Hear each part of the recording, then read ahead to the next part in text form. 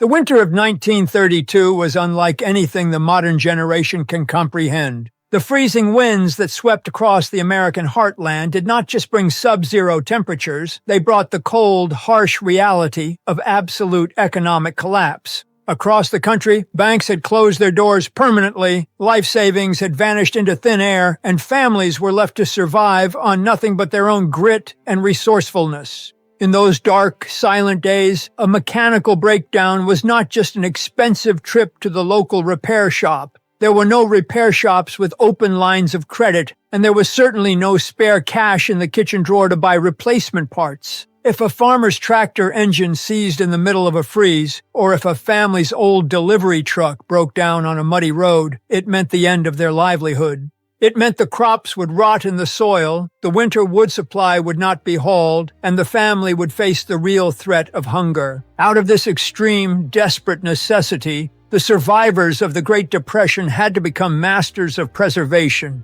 They could not afford to replace anything, so they had to find ways to make what they already owned last forever. Among the most guarded secrets of that era was a simple $3 fluid mixture that kept internal combustion engines running smoothly for hundreds of thousands of miles, long after they should have worn down into scrap metal. It is a secret that the multi-billion-dollar oil corporations and car manufacturers spent decades trying to bury, because their entire business model relies on a concept called planned obsolescence. They need your engine to wear out. They need you to keep buying expensive synthetic oils, chemical engine flushes, and eventually brand new vehicles. But in the cold winter of 1932, a group of resourceful local mechanics and farmers refused to play that game. They looked at the basic chemistry of internal combustion and found a way to bypass the system entirely using simple, raw ingredients that cost next to nothing. To understand why this $3 fluid works so well and why the modern oil industry wants it forgotten, we have to look at what actually happens inside an engine when it runs, and more importantly, when it starts.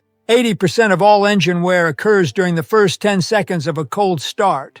When an engine sits idle overnight, gravity slowly pulls the thin, modern motor oil down from the cylinder walls, the pistons, and the bearings, leaving them dry. When you turn the key in the morning, those dry metal surfaces grind against each other at thousands of revolutions per minute before the oil pump can push fresh oil back up to protect them. Over time, this metal-on-metal friction creates microscopic scratches on the cylinder walls, leading to a loss of compression, burning oil, carbon buildup, and eventually catastrophic engine failure. Modern oil companies tell you that the solution is to buy their premium, high-priced synthetic oils with proprietary additives. But these commercial oils are formulated to meet thin viscosity standards designed for government fuel economy ratings, not for ultimate mechanical longevity. In 1932, the oil available was thick, crude, and quickly degraded under heat, forming heavy carbon crusts on the valves and pistons.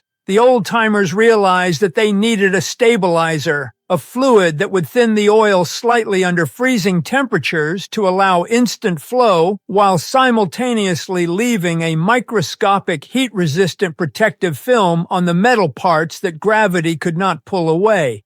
The formula they developed relies on 3 simple ingredients that were common in every rural hardware store and farm cooperative: refined paraffin oil, mineral spirits, and a small portion of kerosene. When mixed in the correct, precise ratios, this fluid acts as a powerful metal conditioner, carbon solvent, and viscosity stabilizer. Paraffin oil, which is a highly refined mineral oil, has a natural molecular structure that binds to metal surfaces on a microscopic level. Unlike modern synthetic additives that wash off, paraffin oil creates a durable, slick barrier that remains bonded to the cylinder walls and piston rings even after the engine has been turned off for weeks. This means that when the engine is started cold the next morning, the dry metal surfaces never actually touch. They glide smoothly over the paraffin barrier until the main oil pump takes over.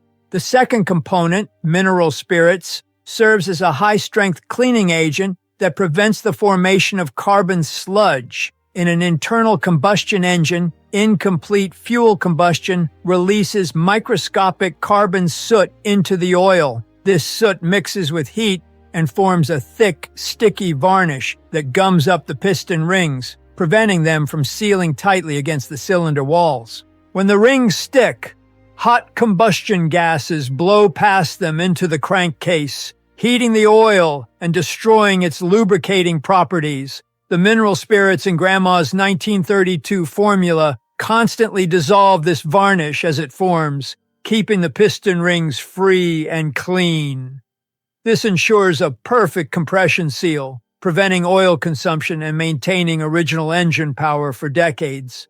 The final ingredient, a small portion of kerosene, acts as a low-temperature flow agent. In sub-zero winter temperatures, standard motor oil becomes thick and sluggish, resembling molasses. It can take up to 2 minutes for a cold engine to circulate this thick oil to the top of the cylinder head, leaving the valves and camshafts completely dry during that time. The kerosene thinned the cold oil just enough to allow it to flow instantly through the narrow oil passages the moment the engine cranked, without reducing the protective oil film thickness when the engine reached full operating temperature. The simplicity of this formula is precisely why it was targeted by corporate interests.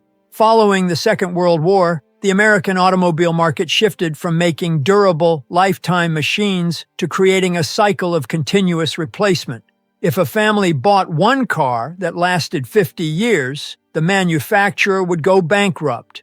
To ensure recurring profits, the industry standardized thin, low-viscosity oils and introduced synthetic additives that degrade predictably over time, forcing consumers back to the dealership. They rebranded the basic chemistry of metal conditioning as a complex science that only large chemical conglomerates could perform. But the laws of physics and chemistry do not change. The simple $3 mixture formulated during the Great Depression works just as effectively in a modern engine as it did in a 1932 Flathead 5.8. It bypasses the planned obsolescence built into modern motor oils, keeping the internal components clean, reducing friction to near zero, and allowing engines to easily reach 500,000 miles without requiring a single major rebuild.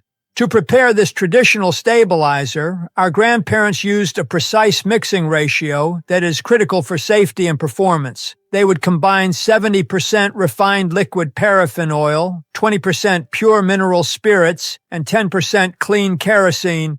This mixture was stirred thoroughly in a clean glass jar until it formed a clear, golden, slightly sweet-smelling fluid. During every routine oil change, they would replace 1 quart of standard motor oil with 1 quart of this home-brewed stabilizer. For smaller engines, the ratio was adjusted to 1 part stabilizer for every 4 parts of oil.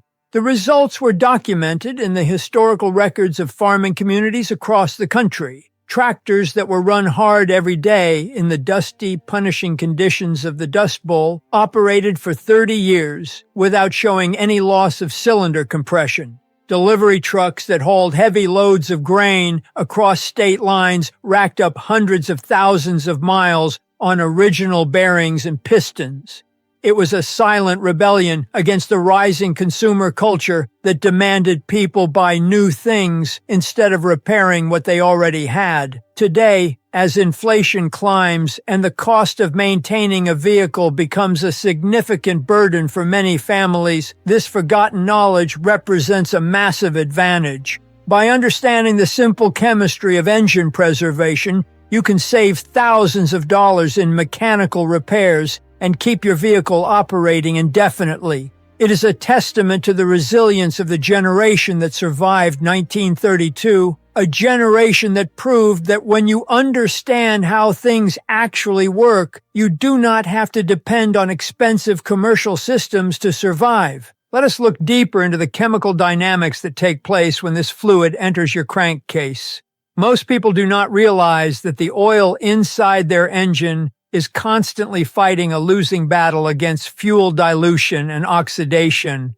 Every time a cylinder fires, a tiny amount of unburned gasoline escapes past the piston rings. In a healthy engine, this is minimal, but over thousands of miles, this raw fuel accumulates in the oil pan, breaking down the oil's viscosity and reducing its ability to protect critical bearings. Furthermore, the extreme temperatures inside the combustion chamber cause the oil molecules to combine with oxygen, forming acidic compounds that slowly eat away at soft bearing metals like copper, lead, and tin. Grandma's 1932 formula acts as a chemical buffer against this process. The paraffin oil molecules are highly stable and resistant to thermal breakdown, maintaining their lubricating film even when the surrounding base oil has been diluted by fuel. Meanwhile, the mineral spirits act as a mild solvent, keeping the acidic carbon particles suspended in the fluid so they can be trapped by the oil filter instead of settling on the hot metal surfaces of the engine block as baked-on varnish. This solvent action is particularly important for modern vehicles equipped with variable valve timing and hydraulic valve lifters. These systems rely on incredibly narrow oil passages, often no wider than a needle, to control the timing of the engine's valves using oil pressure. Even the slightest amount of carbon deposit or oil sludge can clog these passages, leading to rough idling, loss of power, and expensive repairs that mechanics often claim require replacing the entire cylinder head. By keeping these passages completely clean, the 1932 stabilizer ensures that valve timing remains perfect and lifters never stick. During the 1930s, the federal government released numerous agricultural extension bulletins aimed at helping farmers maintain their tractors and machinery with minimal cost. These bulletins often contained basic chemical recipes for everything from harness oil and axle grease to fuel system cleaners and motor oil stabilizers. The goal was national security. The country needed its agricultural sector to remain productive despite the economic devastation. However, as the economy recovered and the post-war industrial boom took hold, these bulletins were quietly archived and replaced by marketing materials from major oil companies. The narrative shifted from self-reliance and basic chemistry to brand loyalty and consumer convenience. People were taught to believe that only a laboratory with million-dollar equipment could formulate anything suitable for an engine, and that using home-brewed solutions would instantly destroy their machinery. This corporate propaganda was incredibly successful. Within 2 generations, the practical chemical knowledge that was common sense to every farmer in 1932 was almost completely forgotten, replaced by a dependence on branded bottles of chemical additives that are often nothing more than overpriced mineral oil and solvent mixtures. By mixing this formula yourself, you're not only saving money, you are reclaiming a piece of historical independence. You are refusing to pay a premium for marketing and plastic packaging. The raw ingredients, refined liquid paraffin, mineral spirits, and kerosene, can still be purchased in bulk at any local hardware store or home center for a fraction of the cost of commercial additives. When stored in a sealed glass or metal container away from direct sunlight, the mix stabilizer has an indefinite shelf life, meaning you can mix a large batch once and use it for years across all your vehicles, lawnmowers, and generator engines. In the next segment, we will examine how this stabilizer interacts with the fuel system when added directly to the gas tank. In 1932, fuel quality was notoriously inconsistent. Gasoline often contained heavy gums and resins that would clog fuel lines and gum up the needle valves inside carburetors. To combat this, old-timers would add a pint of their oil stabilizer to every 10 gallons of fuel. The mineral spirits inside the mixture dissolved the sticky gums, while the paraffin oil coated the upper cylinder walls and valve stems, providing lubrication to the top end of the engine where raw fuel normally washes away the motor oil. This top-end lubrication prevented valves from sticking in their guides, a common cause of engine failure in early vehicles. In modern cars, this practice is equally beneficial. It cleans deposits from fuel injectors, lubricates the high-pressure fuel pump, and keeps intake valves free of carbon buildup, which is a major issue in modern direct injection engines. It is a dual-purpose formula that protects both the lubrication system and the fuel system for less than the cost of a cup of coffee. Think about the financial impact of this simple change. The average car owner spends hundreds of dollars a year on oil changes, engine flushes, fuel injector cleaners, and diagnostic fees for check engine lights related to carbon buildup. Over the lifetime of a vehicle, this adds up to thousands of dollars paid directly to corporations that design their products to fail. By adopting the 1932 model, you break that cycle. You keep your engine running at peak efficiency, extend the interval between oil changes safely, and prevent the minor carbon clogs that lead to major repair bills. You treat the engine as a durable piece of machinery designed to last rather than a disposable consumer product. Let us go even deeper into the specific metallurgical aspects of how this fluid operates inside older cast iron engine blocks compared to modern aluminum ones. In the 1930s, engine blocks were almost exclusively cast iron, which is a relatively porous metal compared to the dense aluminum alloys used today. Cast iron has natural microscopic pockets that can hold oil, but it is also highly susceptible to rust and chemical etching when combustion acids mix with water condensation inside the cold engine block. When an engine cools down, the air inside contracts and draws in ambient humidity. As the engine metal drops below the dew point, water droplets condense on the cylinder walls. If the protective oil film has drained away, this water immediately begins to oxidize the iron, forming a thin layer of rust. When you start the engine the next morning, the piston rings scrape this rust off, acting as an abrasive powder that accelerates ring and cylinder wear. The paraffin molecules in Grandma's stabilizer are hydrophobic, meaning they actively repel water because they form a permanent chemical bond with the iron surface. They prevent water droplets from ever contacting the bare metal, completely stopping condensation rust before it can start. This is why engines stored in damp barns for 30 years could be turned over and run immediately without locking up or showing signs of cylinder scarring. For modern aluminum engines, the challenge is different but equally severe. Aluminum blocks use thin iron or Nicosil cylinder sleeves to withstand the friction of the pistons. These sleeves are extremely hard but very thin, and any direct metal-on-metal contact can wear through them quickly, destroying the entire engine block. The high temperatures and pressures of modern direct injection engines also lead to a phenomenon known as low-speed pre-ignition, where oil droplets in the combustion chamber ignite prematurely, causing massive pressure spikes that can shatter pistons. The highly stable paraffin oil in this stabilizer has a much higher flash point than standard motor oil, preventing it from vaporizing and causing pre-ignition, protecting modern high-tech engines from catastrophic failure. Let us also analyze the precise mixing process and safety rules that you must follow when preparing this formula at home. It is essential to work in a well-ventilated area, preferably outdoors or in an open garage, because the mineral spirits and kerosene release volatile organic vapors that can be harmful if inhaled in high concentrations. Always wear protective gloves and safety glasses to prevent skin irritation. You should use a clean, dry glass jar or a clean metal fuel can for mixing. Never use cheap plastic containers, as the solvents in the mineral spirits can slowly dissolve certain types of plastic over time, contaminating the fluid. Pour the paraffin oil first, followed by the mineral spirits, and finally the kerosene. Stir the mixture slowly with a clean wooden dowel or a metal rod until the fluid is completely uniform.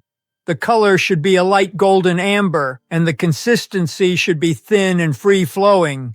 Label the container clearly with the date, the name of the mixture, and a warning to keep it out of reach of children and away from open flames. This is not just a survival recipe. It is a professional-grade lubricant conditioner that requires respect and careful handling. Consider the mathematics of the system. A standard bottle of commercial oil additive costs between $15 and $25 at an auto parts store. If you analyze the safety data sheet of these products, you will find they contain roughly 80% mineral oil, 15% solvent, and 5% zinc or phosphorus additives. You are essentially paying 1,000% markup for a plastic bottle and a brand name. By purchasing the raw ingredients in bulk, you can mix a gallon of this stabilizer for less than $12, which is enough to treat 4 full oil changes. Over a 5-year period across 2 household vehicles, this simple change saves you over $400 in additive costs alone, not to mention the thousands of dollars saved by preventing premature engine wear and catalytic converter damage caused by burning oil. It is this philosophy of absolute utility and cost control that made the survivors of the Great Depression so resilient. They did not outsource their problems to corporations. They did not assume that a higher price tag meant a better solution. They took the raw materials provided by the earth and the basic laws of chemistry and built their own independence. This engine stabilizer is just one piece of a complete home economy system that kept families fed, warm, and mobile during the hardest times in our nation's history. It is a philosophy that is more relevant today than ever before, as the modern economic landscape becomes more uncertain and the cost of daily living continues to rise. Returning to the self-reliant habits of our grandparents is not just a way to save money, it is a way to reclaim control over your life, your property, and your future. If you are ready to take this journey further and learn the complete home economy and food preservation systems of 1932, we have gathered all of this historical knowledge into a simple, printable guide. This system includes the exact recipes for homemade household chemicals, traditional canning and cellaring methods, and low-cost home heating and cooling plans that require zero electricity. You can find the link to the complete guide in the first pinned comment below this video. Stop paying for commercial products that are designed to keep you dependent and start building a self-reliant home today. Reclaim the wisdom of 1932 and make what you own last forever.